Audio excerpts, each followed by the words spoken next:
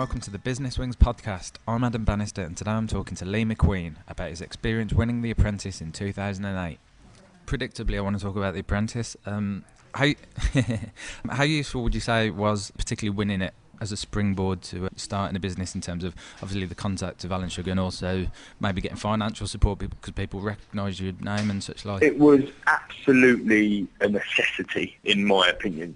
I cannot underline how important it was and how much I learned from working with Lord Sugar for the last 2 years.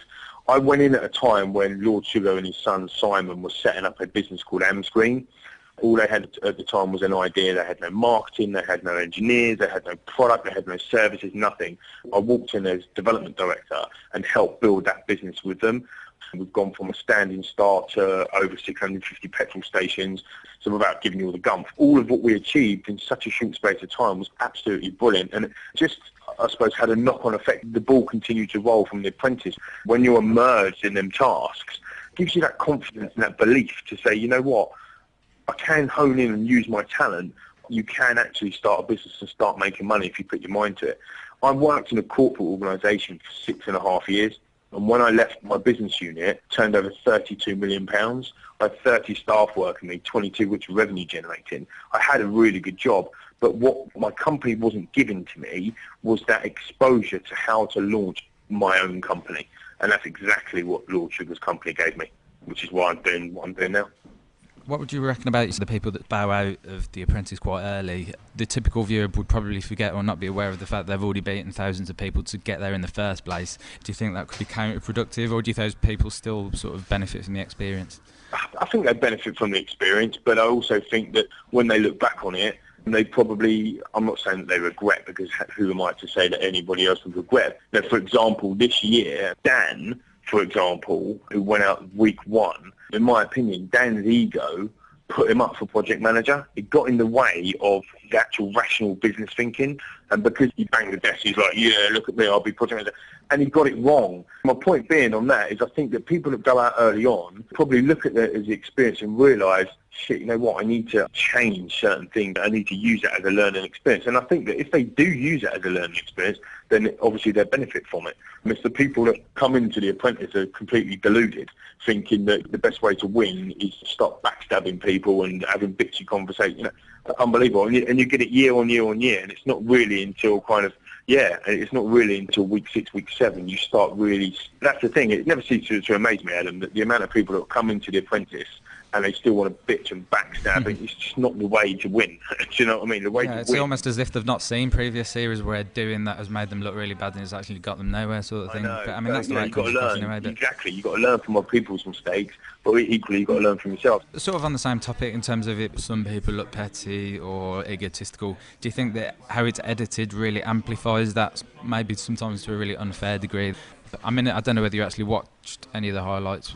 If you did, when you watched back, did any of the people get misrepresented, do you think? Yeah, I'm just for the record, I watched all of it. Of course I did, you know, it's TV debut. But yeah, why wouldn't you? Yeah, exactly. And interestingly, we only get to watch it when you guys, as the public, effectively get to watch it. Look, yes, it's a TV programme, and yes, they edit and whatever, but I have to say, they can't edit you saying something that you didn't say. They can't put words into your mouth. So people do come out and say the things that they do. Yes, I did the reverse pterodactyl. Yes, I fibbed on my CV. I can't comment on the other people's mistakes, but look at Claire, who's a very good friend of mine now. And she was in the boardroom. She could have got five times in my series. I mean, she could have easily got fired, but she learned from it throughout the process. So that was progression. I think that when you're sitting in front of somebody one-to-one and you're having a glass of wine after everything's under the table and the whole series is finished and whatever, people are going to be slightly different. You're in a very, very high-pressure environment. You get hardly any sleep. Everyone's under pressure. Everyone wants to do well. No one wants to mess up in front of Lord Sugar. And people respond to pressure in different ways. And sometimes they do well and sometimes they don't. And if they don't do well, one of them will get fired, as Lord Sugar would say. I mean, I'm not a production TV expert, but there's certain areas that I'm sure that they merge together and make it a little bit more spicy. But ultimately, what you see is what you get. Fair play. Can't argue with that. And presumably that whole persona on The Apprentice, you know, Alan Sugar, the impatient, gruff, kind of irritated easily by the contestants, that's incredibly hammed up, isn't it? Yeah, absolutely. I'd say different. To work for Lord Sugar is an absolute pleasure. Yeah, he's firm, but he's fair. If you do something wrong, he'll tell you about it, but if you do something right, he'll tell you about it. He's very, very clever, but has a huge amount of attention to detail. A lot of people think that the apprentice winners, they go there and then they leave. No, they don't. We stick around, we learn from him.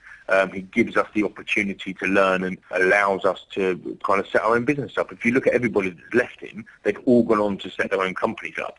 So it's not as if they're leaving him for any other reason than that. It's the nature of the beast. And a lot of people think that you go and work for him and you just get stuck in a broom cupboard somewhere. It's total rubbish. I probably saw Lord Sugar once or twice a week. And what do you think you won it? What do you think your qualities were that elevated you above the rest? Well, put it this way, I had the best record. I won 3 times as project manager. I won more tasks than anyone else. I only lost 3 tasks, which was less than anyone else. And I never went into the final 3 of the boardroom. My record spoke for itself.